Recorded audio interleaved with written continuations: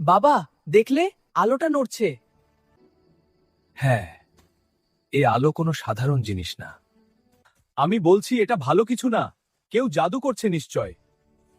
আরে ভয় পাস কেন? জাদু হলে তো মজা হবে। কিন্তু আলোটা এক জায়গায় নেই, নড়ছে।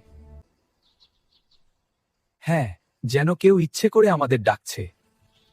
আমরা উপর থেকে দেখেছি, আলোর ভেতর নড়াচড়া আছে।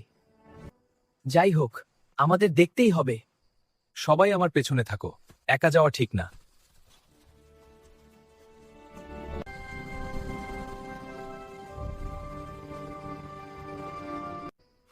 এটা মানুষ না, এটা অন্য কিছু। বাবা, তোমার কি মনে হয় ওটা ভূত?